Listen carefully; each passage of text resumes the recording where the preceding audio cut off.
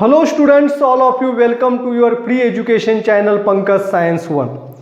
Students, from today we have to start the new chapter of Science First, chapter number 4 and name of chapter is Effects of Electric Current. तो आज से हम Effects of Electric Current इस chapter को start कर रहे हैं बच्चों। पिछले साल हमने क्लास 9th में चैप्टर नंबर 3 पढ़ा था करंट इलेक्ट्रिसिटी। तो करंट इलेक्ट्रिसिटी का आगे का पार्ट जो है वो है इफेक्ट ऑफ इलेक्ट्रिक करंट, ये हमें इस चैप्टर में पढ़ना है। तो इसके पहले आपको पिछले साल जो आपने चैप्टर पढ़ा था करंट इलेक्ट्रिसिटी, उसको थोड़ा सा रिवाइज अगर आप करेंगे तो ये चैप्टर समझ में आपको अच्छी तरह से आएगा। इसीलिए मैंने डिस्क्रिप्शन बॉक्स में उस पिछले साल का जो करंट इलेक्ट्रिसिटी चैप्टर था उस चैप्टर की लिंक जो है मैंने डिस्क्रिप्शन बॉक्स में दी है, तो जहां पे जाके आप वो चैप्टर को रिवाइज कर सकते हैं, जिसकी वजह से आपको ये चैप्टर जो है वो अच्छी तरह से समझ में आएगा। तो बच्चों, we know that the some materials are conductor and some are insulator.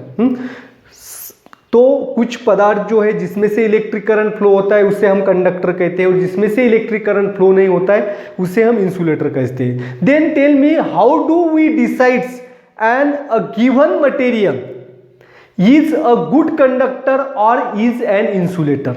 तो आपको अगर कोई मटेरियल दिया गया है तो वो कंडक्टर है या इंसुलेटर है, आप इसे कैसे पहचानते हैं? Generally we know that metals are good conductor of electricity and the non metals are insulators. तो मेटल जो है वो गुड कंडक्टर होते हैं और नॉन मेटल जो है वो इंसुलेटर्स होते हैं। अब देखिए, we know that iron is a metal, iron metal है तो iron is a good conductor of electricity. तो we know that iron is a conductor of electricity.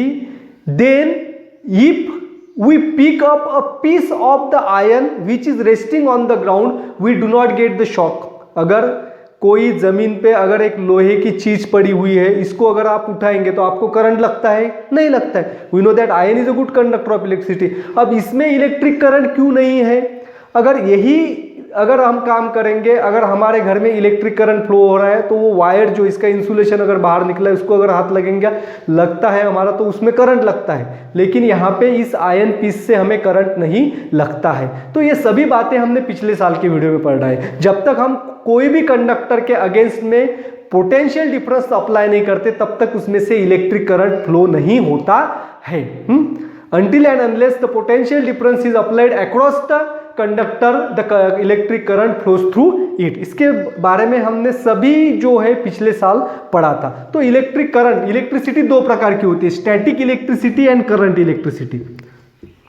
तो पहले हम पढ़ेंगे स्टैटिक इलेक्ट्रिसिटी। इसके बारे में भी हमने बहुत सारी बातें जो है प्रीवियस स्टैंडर्ड में पढ़ा है। स्टैटिक इलेक्ट्रिसिटी क्या है? The static electricity is temporary, it is confined to the restricted area. The static electricity is produced due to the friction between the two non-conducting substances.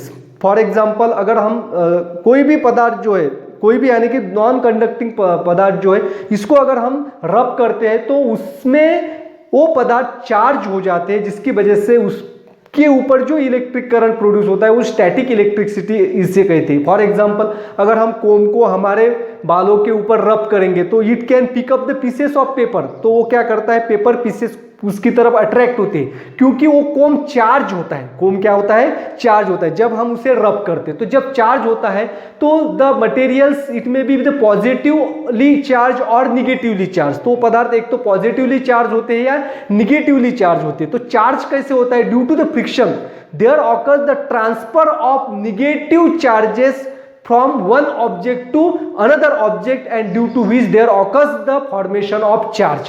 तो निगेटिव चार्ज जो है एक object से दूसरे object में transfer होते हैं जिसकी वजह से चार्ज आता है। अब देखिए यहाँ पे, अब ये दो पदार्थ है,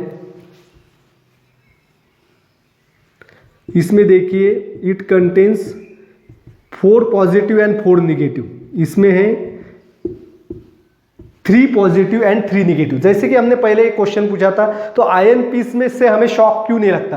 क्योंकि जब तक चार्जेस बैलेंस है, अब इसमें 4 पॉजिटिव और 4 निगेटिव है तो इसके ऊपर चार्ज क्या है? 0 charge, it is a neutral. इसमें 3 पॉजिटिव और 3 निगेटिव, इसकी वजह से न्यूट्रल है। Generally all the objects are neutral. सभी ऑब्जेक्ट्स क्या होते हैं, न्यूट्रल होते हैं।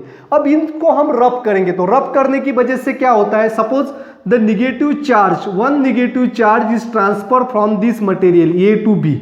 अब ए से बी में नेगेटिव चार्ज चला गया, अब इसमें से एक नेगेटिव चार्ज चला गया और यहाँ पे आ गया। अब देखिए यहाँ पे कितने हैं, 4 पॉजिटिव चार्ज है और 3 नेगेटिव चार्ज है, therefore it has having the positive charge. अब इसके ऊपर क्या होगा, पॉजिटिव चार्ज होगा। अब इसमें देखिए 3 पॉजिटिव चार्ज है और 4 नेगेटिव चार्ज है, it contains negative charge on it. अब बी ऑब्जेक्ट जो है ये निगेटिवली चार्ज है और ये पॉजिटिवली चार्ज है, क्योंकि निगेटिव की तुलना में एक पॉजिटिव ज़्यादा है, इसकी वजह से इसके ऊपर पॉजिटिव चार्ज आता है। अब यहाँ पे पॉजिटिव की तुलना में निगेटिव चार्ज इसके ऊपर ज़्यादा है, इसकी वजह से इसके निगेटिव चार्ज आता है। तो रबिंग की वजह से ये चार्ज जो है निगेटिव चार्जेस ट्रांसफर होते हैं, यानी कि इलेक्ट्रॉन्स जो है वो ट्रांसफर होते हैं। बट दीज आर स्टेशनरी, कुछ समय के बाद इससे पॉजिटिव निगेटिव चार्ज जो है चला जाएगा और it absorbs the negative charge and again they will becomes the neutral, और अगेन ये न्यूट्रल हो जाएगा। It is called static electricity. Static mean stationery.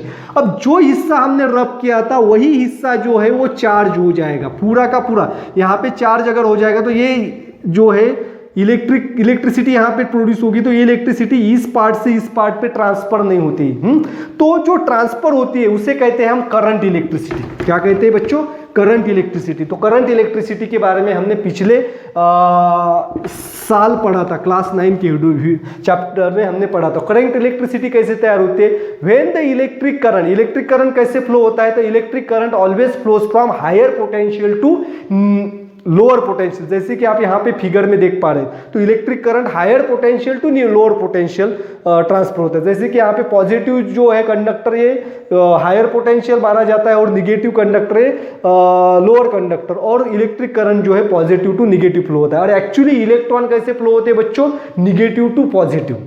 Electron negative to positive flow होते हैं। Conventionally we say that electric current flows from positive to negative. आ गया समझ में। तो इस चैप्टर में हमें क्या पढ़ना है, तो बच्चों we will study about an flowing of electric current through a conductor and electric current flows through the resistor, electromagnetic induction, electric motor and electric generator. तो कंडक्टर से इलेक्ट्रिक करंट कैसे फ्लो होता है, then how the electric current flows through the resistance, what is electromagnetic induction and what is electric generator and electric motor. तो इन सब के बारे में हमें इस चैप्टर में पढ़ना है। तो आज के चैप्टर में हमें क्या पढ़ना है, अब तक तो मैंने इंट्रोडक्शन दी थी, आज के चैप्टर में हमें पढ़ना है energy transfer in an electric circuit. So today in this video we have to study about the energy transfer in and circuit. To study the energy transfer in and circuit, watch this video completely. Don't forget to subscribe my channel, like and share the video. Now we have to study energy transfer in an electric circuit. यहाँ पे एक circuit दिया है, circuit में क्या क्या है बच्चों, this is the conducting wire, ये conducting wire है, these are the बैटरी, ये बैटरी है क्योंकि यहाँ पे 3 सेल मैंने कनेक्ट किया और 3 cell, when the number of cells are connected then it is called as battery. एक से ज्यादा अगर सेल है तो उसे बैटरी कहते हैं। ये बैटरी का positive terminal, negative terminal. This is attach to the key, conducting wire से इसे की को अटैच किया है। फिर इस सर्किट में हमने रेजिस्टर आर जो है ये रेजिस्टर कनेक्ट किया है in between A and B. A और बी इस दोनों के बीच में हमने रेजिस्टर को कनेक्ट किया है। V is the potential difference volt meter, ये क्या है, वोल्ट मीटर है जो कि पोटेंशियल डिफरेंस काउंट करने का काम करता है। और ये जो है एमीटर है जो इलेक्ट्रिक करंट मेजर करता है। Now when we insert the, ये टैप की है, व्हेन वी इंसर्ट अ की in this tap key, at that time electric current I start to flow the circuit। तो इस सर्किट में से जो करंट फ्लो रहा है वो क्या है, I is the current flowing through the circuit which is measured by the ammeter A। then VAB is the potential difference। तो VAB क्या है, पोटेंशियल डिफरेंस। तो VAB कौन सा पोटेंशियल डिफरेंस है, it is across the A and B। तो VAB क्या है, VAB is the potential difference between A and B. तो ए और बी इनके बीच में जो पोटेंशियल डिफरेंस है वी ए बी इतना है। Now A is at higher potential than B, तो ये पॉइंट जो इसका पोटेंशियल हायर होगा और बी पॉइंट जो इसका पोटेंशियल लो होगा। क्यों होगा बच्चों? क्योंकि ये is connected to the positive terminal of the battery, battery के पॉजिटिव टर्मिनल में इसे कनेक्ट किया है, यानी कि इसे पॉजिटिव इलेक्ट्रोड से कनेक्ट किया है, इसकी वजह से हायर पोटेंशियल, इसका पोटेंशियल हाई, और B is connected to negative terminal, therefore its potential is low, क्योंकि इसे निगेटिव इलेक्ट्रोड्स के साथ कनेक्ट किया है, तो बी पॉइंट जो है इसका पोटेंशियल डिफरेंस जो है, पोटेंशियल जो है कम है। अब पोटेंशियल चार्ज कैसे मूव होते हैं? Higher potential to lower potential, the charge moves from higher potential to lower potential, जैसे कि हमने पोटेंशियल डिफरेंस के डेफिनेशन में पिछले साल पढ़ा था। Now see, if Q B the charge flows from A to B, अब क्यू इतना चार्ज है, क्यू चार्ज, ये चार्ज क्या हो रहा है? ए टू बी मूव हो रहा है। When it moves from A to B, work has to be done on the charge when it flows from A to B. तो जब charge A to B move होते हैं तो उसके ऊपर वर्क होता है। किसके ऊपर वर्क हो रहा है? The work is done on the charge, and who is doing the work? Work कौन कर रहा है? A resistor, R is the resistor. तो रेजिस्टर चार्ज के ऊपर वर्क कर रहा है, तो work is done by the resistor on the charge, and work done, कितना वर्क हो रहा है? तो work done is equal to, तो वर्क डन कितना हो रहा है? We had studied in the potential difference, the amount of work done in moving a unit positive charge from one end to another end is called as potential difference. तो potential difference क्या होता है बच्चों? Potential difference is equal to work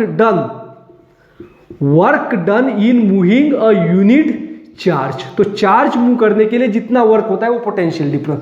अब Q charge move हो रहा है, तो क्यू चार्ज के ऊपर वर्क कितना हो रहा है? तो work is equal to potential difference multiplied by the charge. तो चार्ज क्यू है और पोटेंशियल डिफरेंस कितना है between A and B? V A B multiplied by Q, this is the work done. इसे ख्याल में रखना। तो वर्क कितना हो रहा है? V A B into Q, इतना वर्क हो रहा है। अब वर्क क्यों हो रहा है बच्चों? We know that work charge के ऊपर, work is equal to force into displacement. तो चार्ज मूव हो रहा है, ए टू बी मूव हो रहा है, इसलिए इसमें क्या है? डिस्प्लेसमेंट है, और ये मूव हो रहा है, इसकी वजह से इसके ऊपर फोर्स है, तो work is done on the Q. अब आर जो है इसके ऊपर वर्क कर रहा है, रेजिस्टर इसके ऊपर वर्क कर रहा है, तो रेजिस्टर के पास एनर्जी कहां से आई है वर्क करने के लिए? तो this energy from where does the energy comes to do this work. तो ये वर्क करने के लिए रेजिस्टर के पास एनर्जी कहां से आई? तो source of energy is the cell and battery. तो सेल या बैटरी जो है ये एनर्जी का सोर्स है। तो this cell given the energy, this cell gives this energy through the charge to the resistors where work is done। तो जब चार्ज मूव होते हैं तो चार्ज जो है वो सेल एनर्जी किसे देते हैं? चार्ज को देते हैं। और when charge moves through the resistor then this energy is given to the resistor. तो वो एनर्जी किसे मिल रही है? रेजिस्टर को मिल रही है। किससे, किस माध्यम से मिल रही है? चार्ज के माध्यम से मिल रही है। Therefore the charge gives the energy to the resistor, the charge gives the energy to the resistor where work is perform. तो यहां पे वर्क हो रहा है, चार्ज मूव हो रहा है, तो चार्ज जो है वो रेजिस्टर को एनर्जी दे रही है। Suppose the charge Q it moves from A to B in time T. तो टी जो है इतने टाइम में ये चार्ज यहां पे मूव हो रहे हैं। तो in time T the charge moves from A to B, therefore work is done in time T. तो वर्क कितने समय में हो रहा है? टी टाइम में वर्क हो रहा है, and that is why in during this time the energy is given to resistor. तो इस टाइम में, जितने टाइम में वर्क हो रहा है, तो उतने टाइम के लिए रेजिस्टर को एनर्जी मिल रही है चार्ज के थ्रू। कौन दे रहा है? सेल उसे एनर्जी दे रही है। What happens to this energy? तो इस एनर्जी के साथ क्या होता है? रेजिस्टर को जो एनर्जी मिलती है उसके साथ क्या होता है? This resistor receives this energy from the charge and convert it into the heat energy, therefore the temperature of resistor increases। तो जो एनर्जी चार्ज रेजिस्टर को दे रहा है, तो रेजिस्टर को एनर्जी जब मिलती है तो रेजिस्टर उस एनर्जी को ट्रांसफॉर्मेशन हीट एनर्जी में करता है, जिसकी वजह से टेम्परेचर बढ़ता है। We know that. अब चार्ज के पास जो एनर्जी है वो कौन सी energy? Kinetic energy. Charge motion में है इसलिए चार्ज में काइनेटिक एनर्जी है। तो जब वो एनर्जी रेजिस्टर को देता है तो one energy is transform into the another energy. Here the kinetic energy get transform into the heat energy and that is why the temperature of resistor increases। तो resistor का temperature increase होता है। Then suppose if in this circuit if we connect the motor instead of resistor, तो resistor की जगह पे अगर हम resistor is replaced by the electric motor, resistor की जगह पे अगर हम इलेक्ट्रिक मोटर का यूज करेंगे तो what will happen with this energy which is given by the cell, in which form it get transform. तो जो एनर्जी सेल दे रही है, सेल रेजिस्टर को दे रही है, उसकी जगह पे इलेक्ट्रिक मोटर का हमने इस्तेमाल किया, तो इलेक्ट्रिक मोटर में इस एनर्जी का ट्रांसफॉर्म किस में होगा? तो this energy is used to work the electric motor. तो उस एनर्जी को इलेक्ट्रिक मोटर प्राप्त करने के बाद इलेक्ट्रिक मोटर वहां पे वर्क करने लगेगी, क्योंकि चार्ज किसके ऊपर काम कर रहा है? इलेक्ट्रिक मोटर के ऊपर काम कर रहा है। और जब ये काम करेगा तो चार्ज उसमें से मूव होगी, चार्ज उसमें से मूव होगी। यानी कि अब देखिए, चार्ज की वजह से मोटर काम कर रही है और मोटर काम कर रही है, इसकी वजह से चार्ज जो है वो मूव हो रहे हैं। अब देखिए रेजिस्टर का एग्जांपल देखेंगे हम। वर्क के बारे में आपको समझ में आ गया। तो वर्क कितना हो रहा है यहां पे? The work done is equal to VAB into Q and work done is equal to the energy. तो वर्क कितना हो रहा है? जितनी एनर्जी ये सप्लाई कर रहा है, जितने चार्ज यहां पे मूव हो गए उतनी एनर्जी इसको मिलेगी। तो that is work done is equal to the energy. तो वर्क कितना हो रहा है? VAB into Q। और कितनी एनर्जी सप्लाई हो रही है? VAB into Q। इतनी एनर्जी यहां पे सप्लाई हो रही है। Work is done in time T, work done in time T। तो T इतने समय में वर्क हो रहा है, तो work done in unit time is called as power. तो इसे क्या कहते हैं हम? Power. Power is equal to work done in unit time. अब देखिए, तो वर्क कितना हो रहा है? Work done is equal to VAB Q upon T।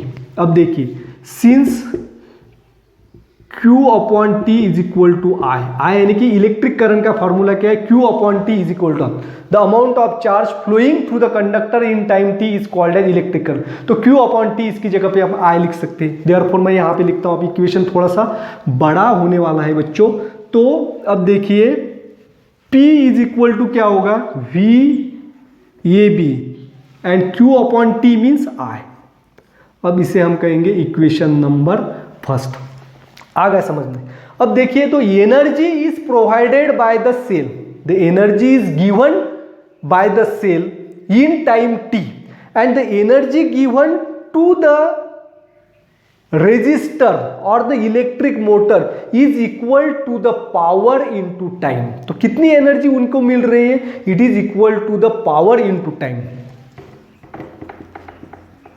Energy is equal to the power into time. अब देखिए, यहां पे हमने रेजिस्टर की जगह पे मोटर यूज किया है, तो मोटर को कितनी एनर्जी मिलेगी? जितनी उसकी पावर है और जितने समय के लिए उसमें से इलेक्ट्रिक करंट फ्लो होगा, तो उतनी एनर्जी उसे मिलेगी। Therefore the energy supplied to the resistor is equal to the power into time. If the current I flow through the circuit continuously, if I ये जो करंट है ये कंटिन्यूअसली सर्किट में से मूव हो रहा है, तो then amount of heat energy produce in the conductor is given by P into T। तो एनर्जी जो है ये किस में ट्रांसफॉर्म हो रही है? हीट। तो heat is equal to P into T। आ गया समझ में? अब पावर जो है, तो पावर जो है, पावर का हमने फार्मूला यहाँ पे ढूंढ निकाला है VAB इंटू I। तो P के जगह पे हम लिखेंगे H, हीट यानी कि H। P के जगह पे हम लिख सकते हैं VAB into I into T। आ गया समझ में? Then according to the Ohm's law, पिछले शाम हमने ओम्स लॉ पढ़ा था।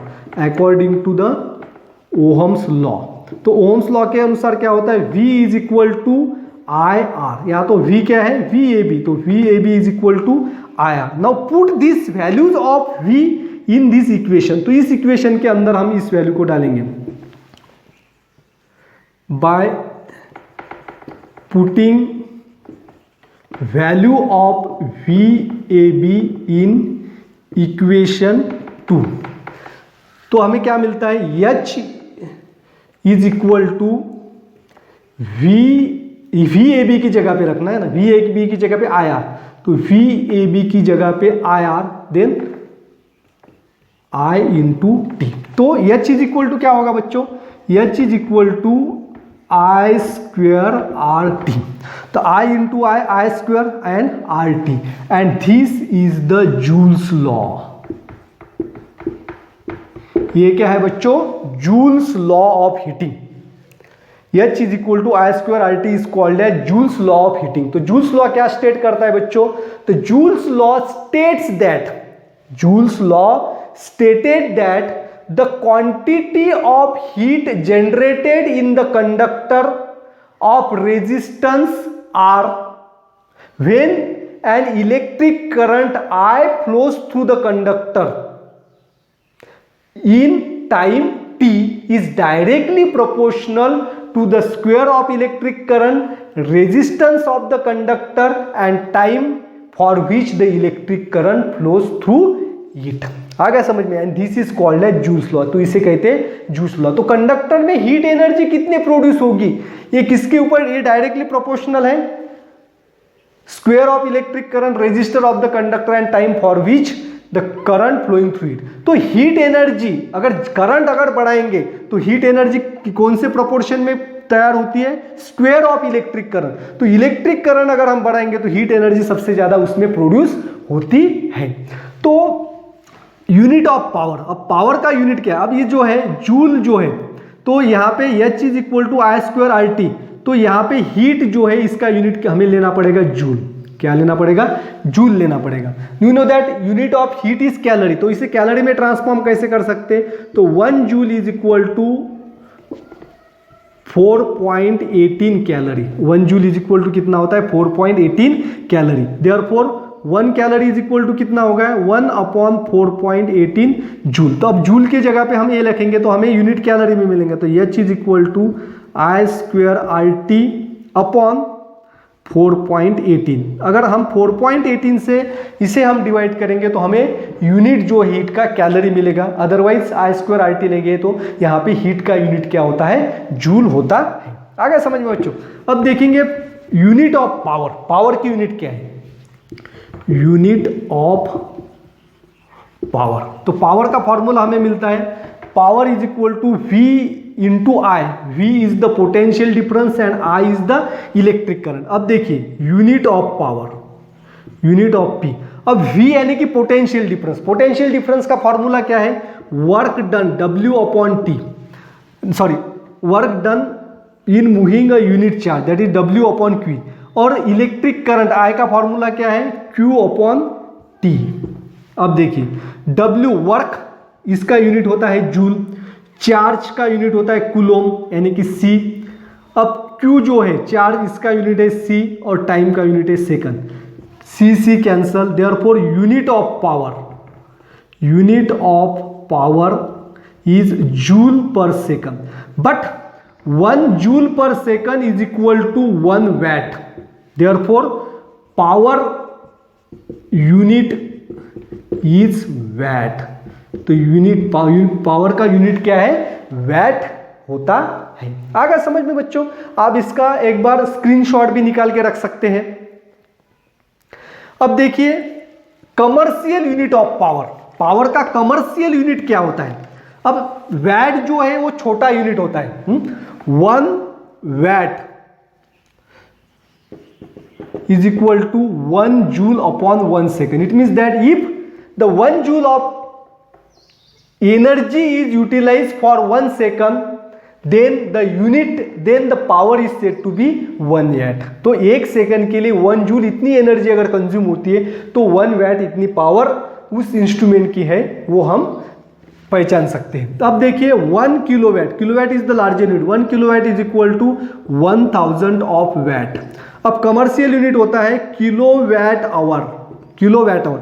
अब 1 kilo watt hour is equal to क्या होगा, 1 kilo watt means 1000 of watt and 1 hour means second कितने हो गए 60 इंटू 60। अब देखिए 60 into 60 3600 into 1000 is equal to क्या होगा 36 इंटू 10 टू द पावर 5 और 3.6 into 10 to the power 6 joule.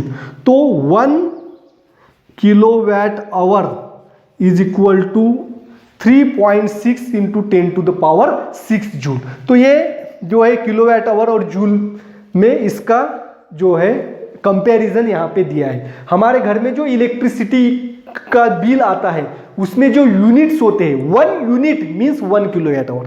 1 unit का अर्थ क्या है 1 किलो वैट आवर। तो इसका अर्थ क्या है, अगर हम 1 यूनिट एनर्जी कंज्यूम करते हैं तो इसका अर्थ क्या है 3.6 into 10 to the power 6 joule of the energy is consume. तो 1 घंटे के लिए हम कितना पावर एनर्जी यूज करते हैं 3.6 into 10 to the power 6 joule. आ गया बच्चों समझ में, it is very easy. Thanks for watching complete video. Don't forget to subscribe my channel. Thank you.